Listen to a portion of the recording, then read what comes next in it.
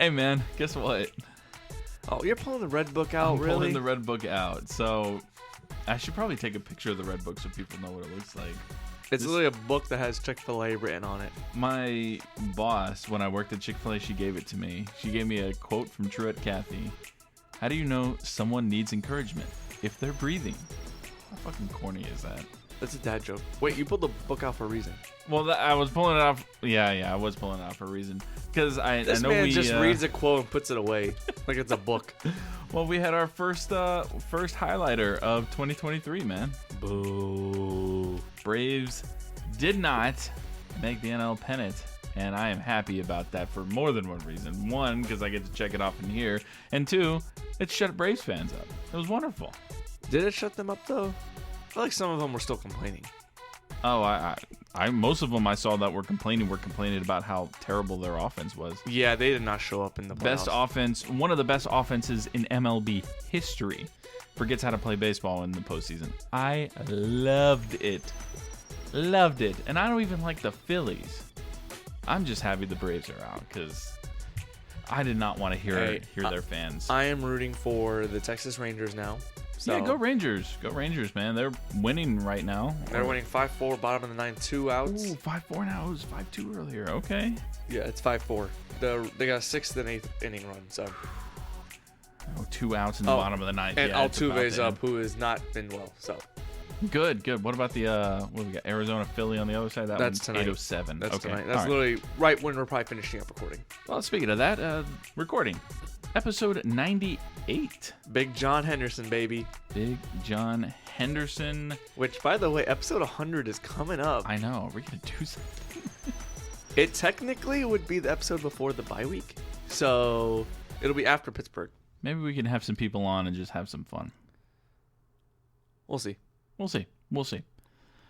Anyway, yeah, episode 98 here. Mike is sitting across from me. Skylar is working tonight. Sorry if you can kind of hear outside. I have my window cracked a little bit. The weather is gorgeous. Man. I literally came from Michigan this past weekend. It was in the 40s and 50s, high 30s, just because it was rainy and whatnot. Mm-hmm.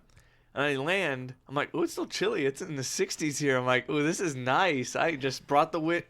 You're welcome, Jackson. I brought the winter with us. Thank you. Or with me. Much appreciated. Or the fall, not the winter. According to El Nino, it is supposed to be cooler and wetter down here and drier and warmer in like the upper Midwest and the other side. So I'll say it was pouring rain. For winter in general. I'll say it was pouring rain on Saturday in Michigan. So cold rain might be one of the worst feelings. It was all right. Because like snow, you know what to expect with snow, but with like cold and rain, it's just. By the way, I have a question for you. Have you ever carved pumpkins? Yeah. Okay, it must be like a you can say it. American thing. Oh, I thought you were gonna say white people. No, because my fiance is not white. Oh, okay, so you did it with her. Because she's like her family is obviously more Americanized than my family sure, is. Sure. So like, she was like, "Did you ever carve pumpkins?" I'm like, "No." She's like, "You didn't live a childhood." Well, I'm like, "Yes, but like I never got in the concept of pumpkins." So I carved my first pumpkin this weekend. Fun? Yeah. It's enjoyable. Did the whole thing got the guts out and all that? Got the guts out. Did you save the seeds? Yes, we just saved the seeds. Yeah, bake them in the oven. Okay, what the? She did the same. She put oil and salt and like did this. I'm like, I don't like pumpkin seeds normally, but when you bake them in the oven, and I was mind blown. I'm like, it tastes like popcorn. Osquay and he used to do that all the time. Like every year around this time, he'd bring them to school and we'd all get some. Always great, yeah. It tastes like, I had it for the first time, obviously, this Saturday, but I was like, it tastes like popcorn. To me, then again, she loaded up with salt, so probably not the best idea, but.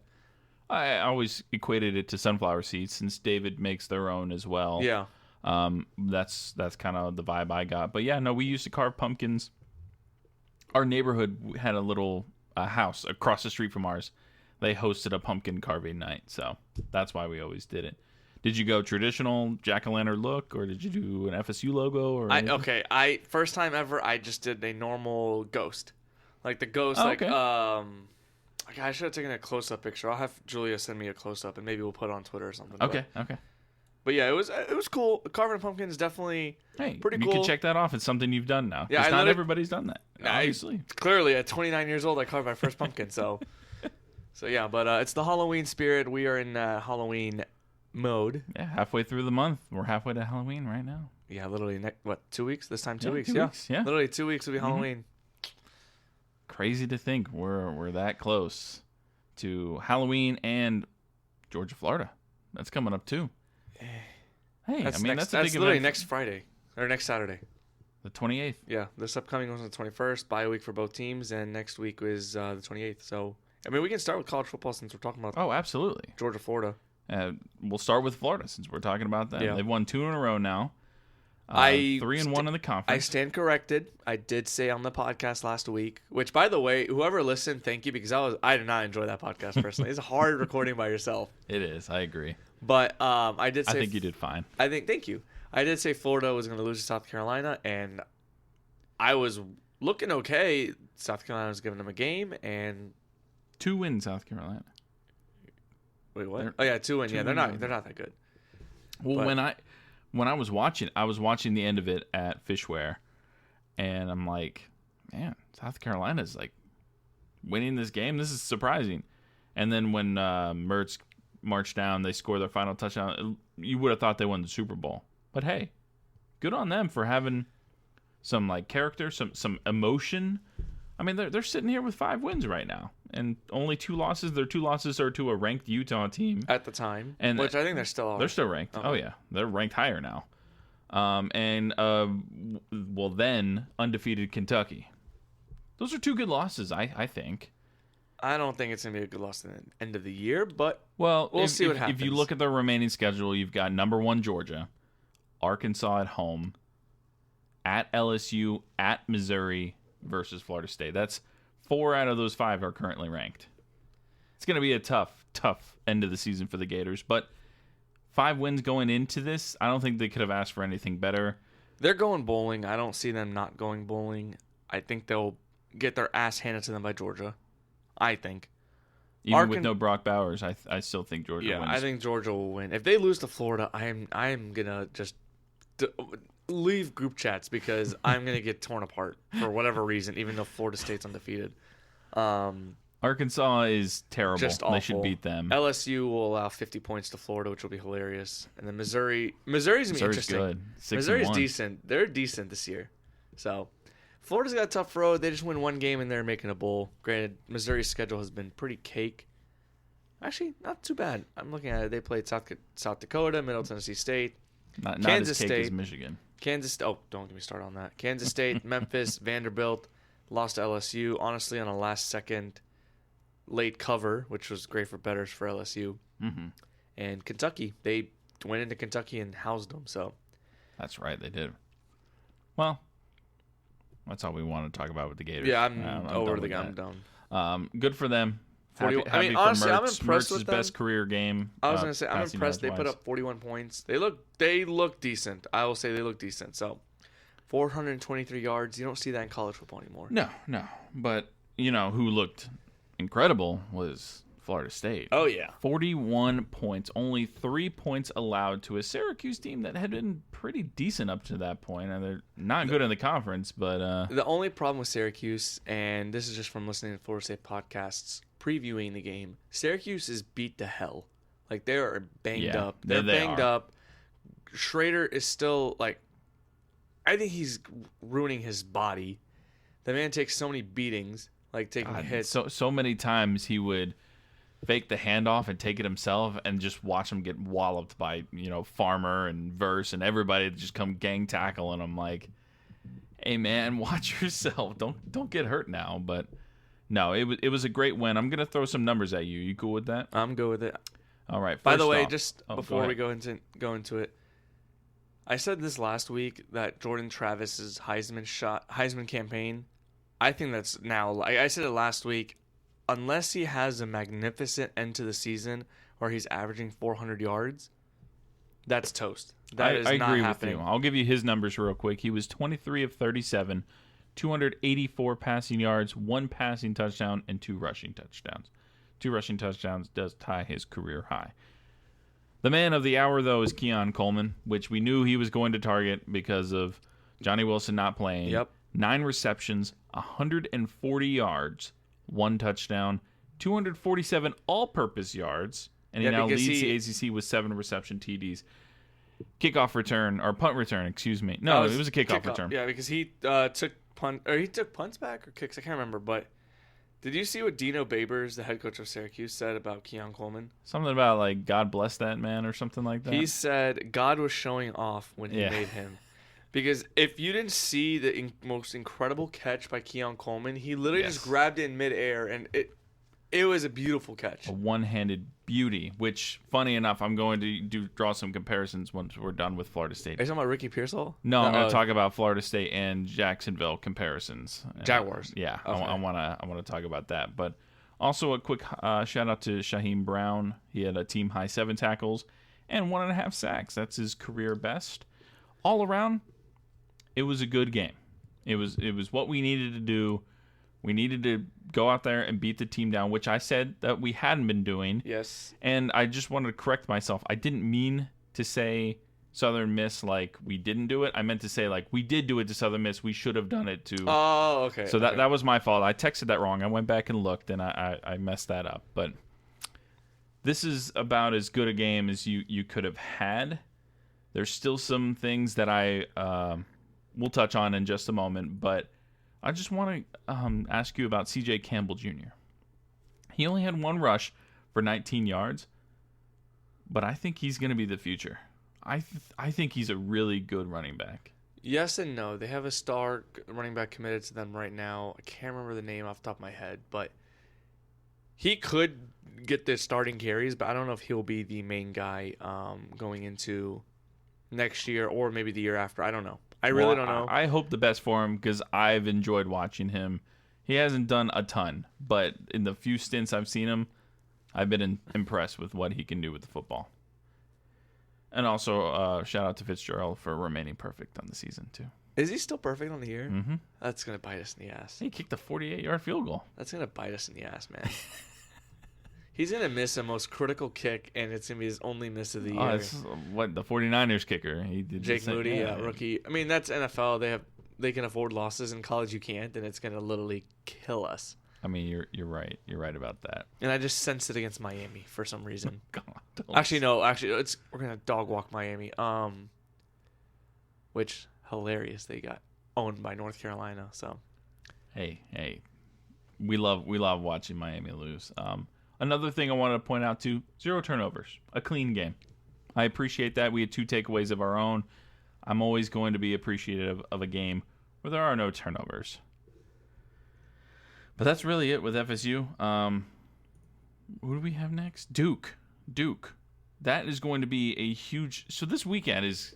I feel like we keep saying this. Great games this weekend. You've got multiple ranked matchups. You've got Duke FSU. Yep. That's 16 versus 4. Utah versus USC. Wait, Duke's 16 now? Duke is 16, yeah.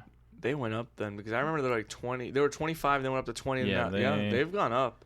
They beat NC State 24-3 last week. Their only loss is to Notre Dame, and they lost by a touchdown. Oh, then they didn't fall much then. Okay. Yeah, so.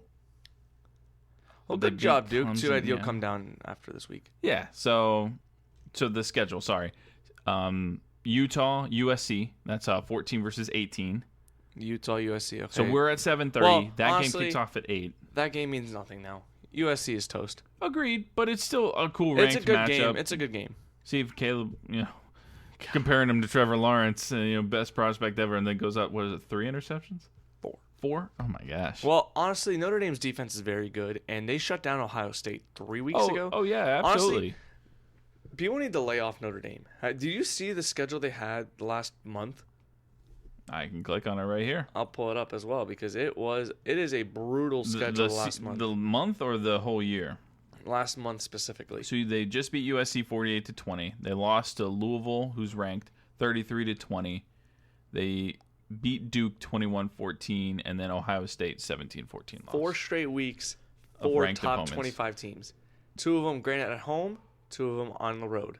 Like that was brutal for Notre Dame, and now obviously their playoff chances are toast. But I mean, they're what now? They're 15. They're 15. I mean, they still have a shot, maybe, but they need a lot of chaos. I don't think with their schedule it's strong enough. I mean, you got Pitt, Clemson, you need Wake, a lot of Stanford. chaos to happen from this week until Thanksgiving.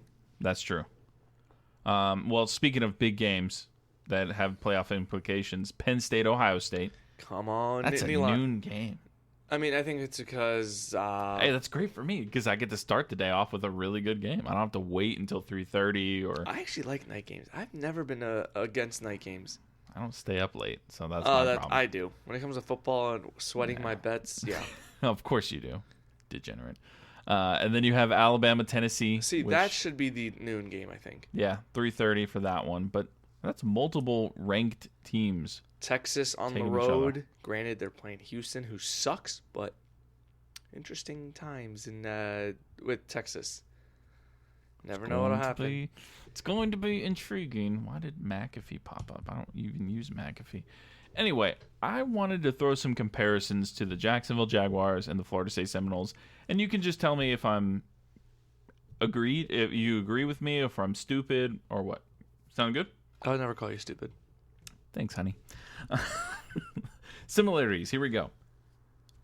Number 1, do not kick it short to our kick returners.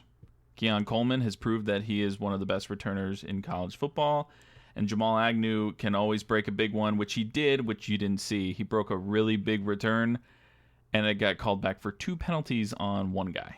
It was like 35 or 40 yards of penalties. Was it Caleb on Chason? No, it wasn't. I don't know who it was. I can't remember. I get them confused sometimes. The game's confused sometimes because they both return the ball really well. But agree, disagree? So I can't comment on the Agnew return. But I mean, in historically, I mean, Coleman, he's not really. I honestly don't think he should be returning punts. I agree with that. So I guess I'll say I agree for now. But again, I don't think Keon Coleman should be back there, because if something happens to him, you are really dangerous right now. Your team is looking very iffy. So I don't like having your best player returning punts. It's like having Tyreek Hill return punts for the Dolphins. Oh, man, that's a good one. I thought you were going to go like another Florida State name back. Peter Warrick would be the one, or Rashad Green. Like Peter Warrick was one of the best of all time. I know, that's what I'm saying. He had to. And that team, I was thinking Rashad Green would be the one. Wasn't Jalen? No, Greg Reed. Oh, Greg Reed, yeah. Yeah. I don't know. I don't like having my receiver return punts. It's my star receiver. I was gonna say you can have third or fourth down the depth chart return. For example, I wouldn't mind having now formerly Winston Wright.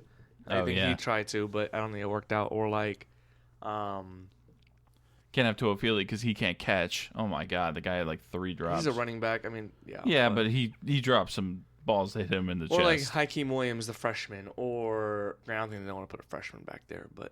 I don't know. I get what you're saying. Someone to get the ball moved, do span, like put him back there. Something that I don't like having Keon Coleman back there, and I just hope it doesn't bite us in the ass in a few weeks. I'm with you there. I definitely don't want anything to be biting us in the rear end because we've been doing well so far. The next one, QB has their moments, but still don't really seem like they're shining this year. 100% agree. Jordan Travis has looked okay. He hasn't looked great. There's not been one game he's looked phenomenal. Even the LSU game, he looked okay. Yeah. I mean, his 13 TDs to 1 interception is beautiful on paper. It's a great stat ratio. But only 1,400 yards, 1,500 yards. It's just an efficient day. He's not doing anything that's mind-blowing. Like, for example, Michael Penix out in Washington. God, he's been playing great. And then Trevor Lawrence, same thing. Like, he's been getting better as the year progresses, but nothing to where, like, holy shit, he's playing lights out. Somebody had a bet out for him to throw for 225 yards. He threw for 181. He didn't throw much. No. 20 for 30. I mean, that's probably the player prop. And that's the thing. Like, it's his. He doesn't need to throw much right now with this offense. We are humming on offense, efficient, quick, and also the defense has been playing lights out. I wouldn't say humming, but I think they are. I should clarify. The run game has been humming. Yeah, that's a better way to put it. And that leads me to my next comparison. The running game started off slow to start the season and has now found its footing. I disagree with that. Lay it on me. Which one? Florida State's is not as good as you'd think. They've had 2 good games, yes. Well, that's what I'm saying. The last 2 games have both been good, right? I just think that's more on the quality of opponent. Because they could not get anything against Southern Miss. They couldn't get anything against Virginia Tech. You can't blame a slow not start. Virginia Tech. What's the name? Boston College. Granted, they were sick, but still, I'm They iffy. had the flu. They all had the flu. I'm iffy on the Florida State offense right now. Okay. Well, looking at this game specifically, let me just pull up the box score here. You had Toafili 7 for 93, and that's helped by the 50-yard run that he had. Benson had 14 for 74. As a team, we rushed for 191 yards. I thought that was a pretty good day. And then obviously last week was just the anomaly of it all, just 200 yards rushing. But Dalvin Cook called Toafili. Did you hear about that? No. He called he called Trey Benson before the game last week, not this Syracuse So the one game. against Virginia Tech. Virginia Tech. He was like, hey, man, things happen sometimes. You'll find your footing. I know you're going to get back, and you're going to make it right. And that's when he... Mad respect to Dalvin, the best running back in school history. So I love me some Dalvin Cook, so that's awesome. Yeah. I just thought that was really, that's touching. You love to see ex-players coming back in your organization and doing something like that. But, okay, I appreciate your take on that. And then last one. Play calling sometimes makes us want to pull our hair out. Yes, 1,000% agree. Like, the offensive play calling, at least in Jacksonville, was just like, oh my God, what are we doing? So, I know you said you watched, how much of the Jags game did you watch? Maybe a total of like 4 plays. I didn't watch much. Okay, I can't comment on this past game, but the previous games, I'm like, what are we doing? Like Doug or Trevor, someone going for a QB sneak on 3rd and 2. Yeah. Like, why? Just do a normal play, for God's sake. And then Florida State, on the other hand, I'm like, let Jordan run. Let him throw the ball, and then just, it's just mind-blowing sometimes. But there's a reason why Florida State's 6-0, right? Yeah, 6-0. Yeah. And Jacksonville's 4-2. So there's a reason why they are getting paid the big bucks, and I am just sitting at home talking about them. And that's why I'm sitting here, and I'm happy for where we are right now.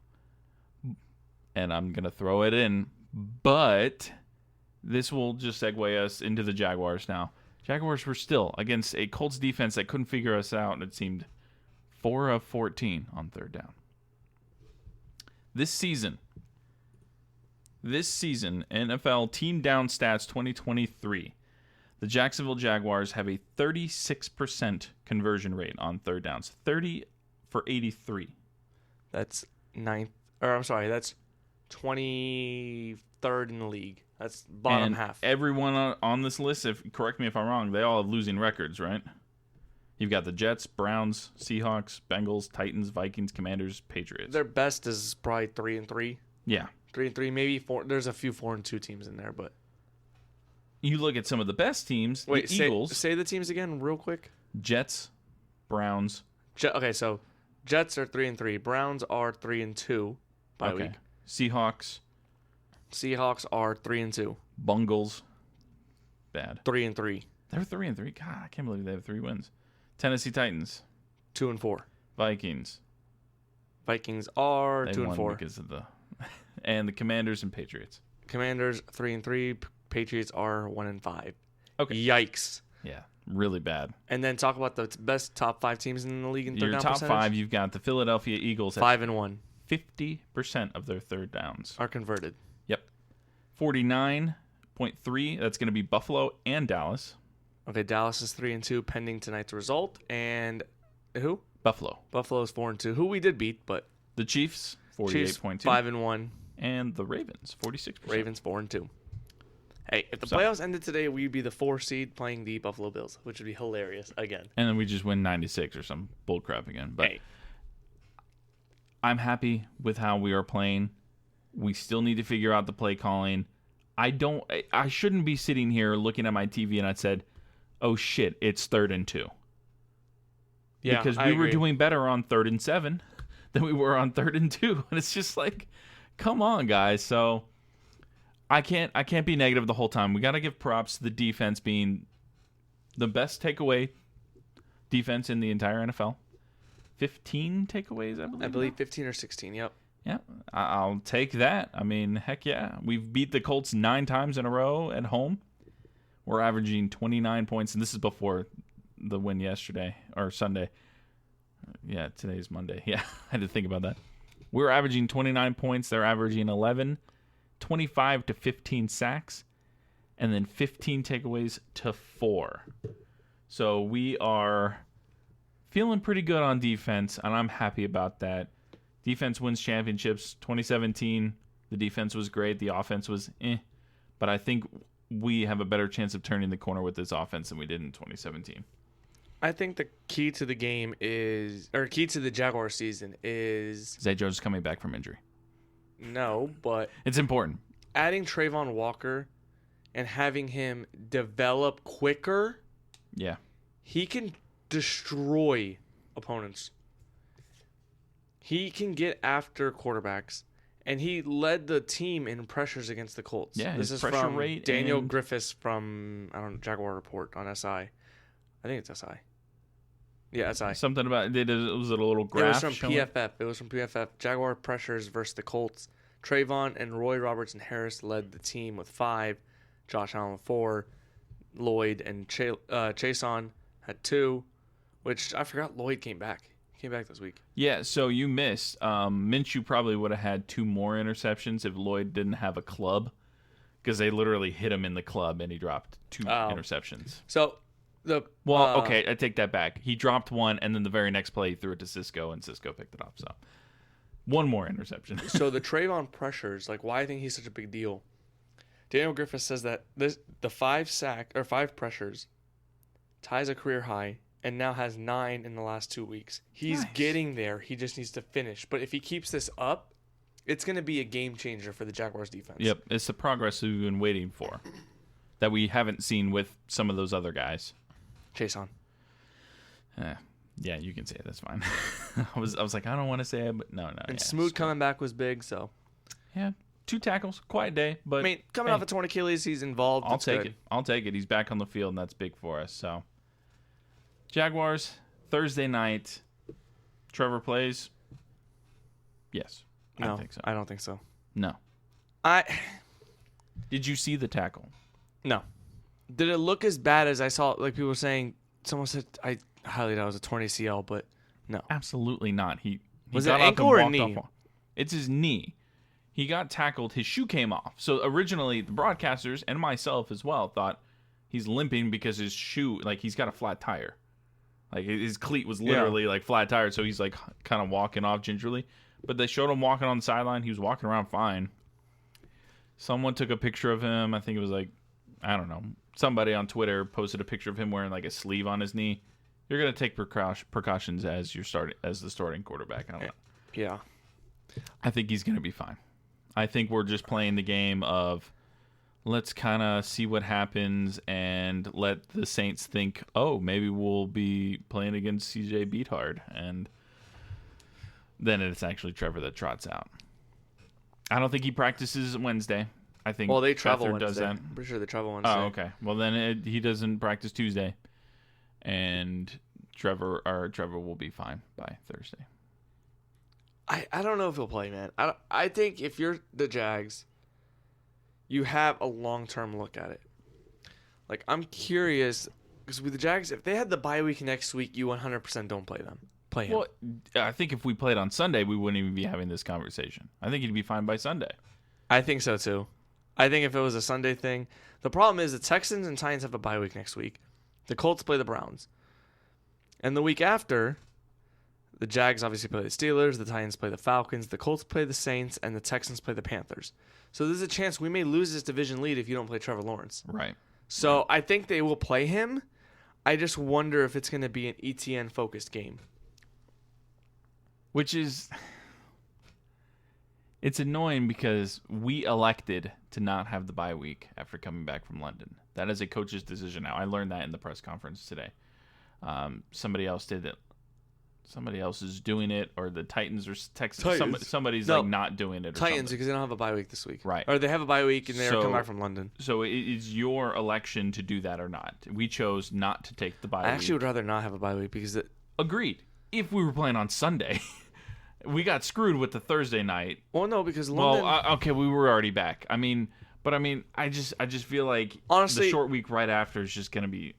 it's going to suck, but honestly, going back to before the season started, I specifically said, this game against the Saints, I'm expecting a loss. I'm not expecting to win this game.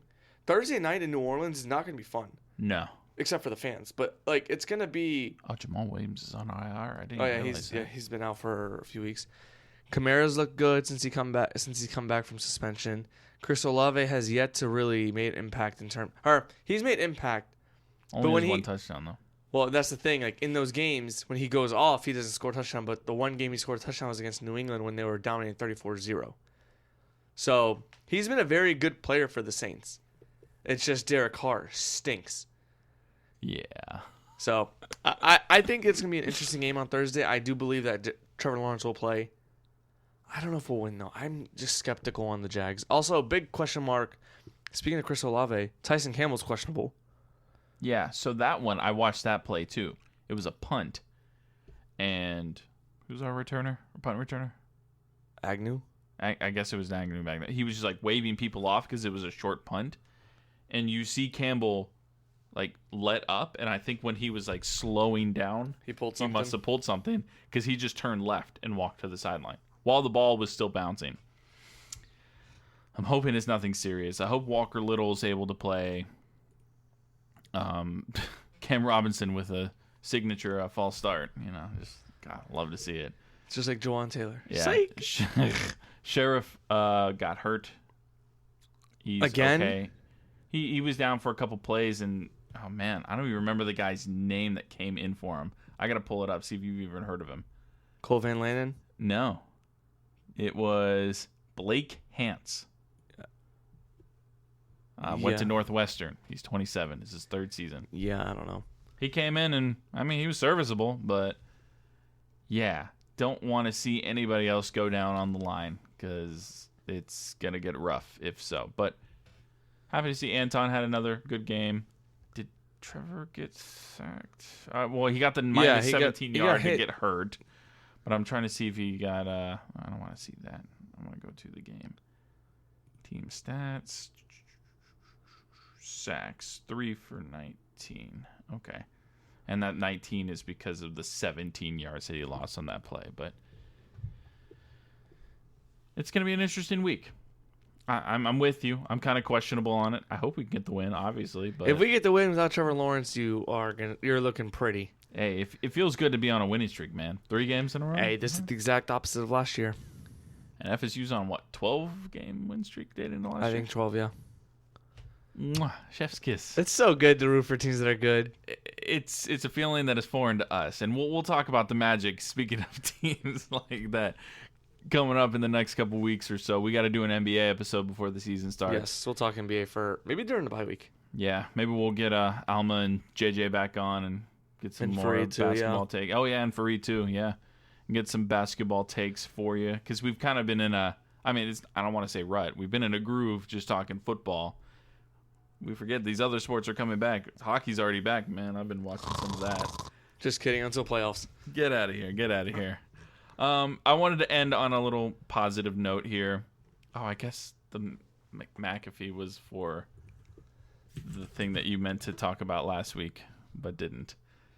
You want to do this first? Let's Sure, do this first. So mention it since you were the one who wanted to mention it. But Well, you I forgot. brought it. So I was on Facebook last week, and this is the day after I recorded the episode. And they posted it on the day I recorded the episode, but I didn't see it. Whatever. So Shake Shack is coming to Jacksonville in 2024. They are expected to take over the leased area by M Shack. What kind of businesses are you looking for? As Thanks, Siri. Siri goes Appreciate off. It is going to be M Shack. Oh, M it is Shack's gonna be no. M Shack is gone for Shake Shack. Right. Yeah. That's what I was saying. Oh, you said near M Shack. No, I'm saying replacing M Shack's leased space. Okay. Anyway, it's I think in March or April of 2024. It expires March 1st. Which, yeah. by the way, that's at the town center. I forgot to mention where it is specifically for people, but it is replacing M Shack. I'm curious. I've never had Shake Shack, so I'm definitely gonna try Me it. neither. So it'll be interesting. The gourmet burger and milkshake concept. Oh, wait, that's M Shack. Sorry. Well, fresh, never frozen hamburgers, crinkle fries, and signature shakes. My goodness. I'm going back to English class. Oh, Sally sold seashells by the seashore. Okay. Same concept, essentially. I'm keeping that in there, too. I hope this is hilarious. They're New York City based. Didn't know that. Did you know that there was like 20 locations already in Florida? This is just the first one in Northeast Florida. No, did not know that. Yeah, there's quite a few. Apparently down in like Boca, Fort Lauderdale, Miami, that area. There's 5 in Orlando. I didn't even know that. I guess I don't really pay attention because I'm not looking for it. We don't live in Orlando, so. Yeah. They got Shack sauce, which is a big thing I know people talk about. And chicken sandwiches, which is going to be right up my alley. Hey, I'll try a chicken sandwich out there. Triple chocolate brownie shake. That sounds like diabetes. Oreo cookie funnel cake shake. That sounds like diabetes. And for your 4-legged friends, there's the Puccini, made with snack burger sauce, biscuits, and vanilla or Shack burger dog biscuits. You can't read the S words today. Well, I just read Sally sold seashells by the seashore pretty well, but that's because it's memory. You're just not reading it. Anyway, let's end on some nerdy nuts, shall we? Sounds good to me. Did you talk about this zombie zinger combo last time? No. Honey roasted peanut butter, delicious. It's going to have hot honey and Honey Nut Cheerios in it. That doesn't surprise me, just because you see fast food chains trying like honey spicy chicken or whatever. Yeah, but in a peanut butter? I don't know about peanut butter. It's gonna be an I'm not buying that one. Oh, and there's warm cinnamon streusel. You are just done with S's today. I'm done. Jeez. Dark chocolate raspberry truffle. You talked about this one last time, I think. No, I talked about the Sista one. That was one of the ones they released. I think I don't know. They released a lot more. These are all new. Okay, so All Hallows Eve is white chocolate-based peanut butter with marshmallow fluff, Butterfingers, and brownies. That sounds pretty good if Butterfingers weren't terrible anymore. This is the one I want to buy. Susie's Apple Salad. White chocolate-based peanut butter, Snickers, frosting, and dried apples. And I just dip an apple in it. That sounds awesome. Thank you to everyone who has been using our promo code. We actually got a sticker in the mail. I saw you pick it up earlier. Did you see that? That's for us. Yeah, that's for us getting good sales. So they gave us a sticker. Nice. Yeah, I'll take it. But don't forget, Dimes10 is the promo code if you want to get yourself some peanut butter. The holiday ones are great, but the Halloween ones are great too. So check those out. Dimes10, 10% off your purchase. Anything else you'd like to add, Mr. Mike Yaji? Honestly, no. Let's get this dub this week. Let's get this dub. Yes, sir. I thought I had something cool to add, but I don't know. I'll be in Tally starting Wednesday, so. You gonna go to the game? No, I'm there for work. No, I know, but how long are you there for? I'm there till Friday. I come back Saturday. I've got a golf tournament on Saturday. I get to play in. Oh, pretty there you go. Yeah. Go play at Blue Sky. I'll be right near you. I will be busy with Julia. She comes into town this week. Oh, well, that's fantastic. So, episode 98 of Dimes on Duval, presented by Nerdy Nuts. He's Mike. I am Keith. Thanks for tuning in, and we'll catch you next episode. I just realized you had a Space Mountain poster up top.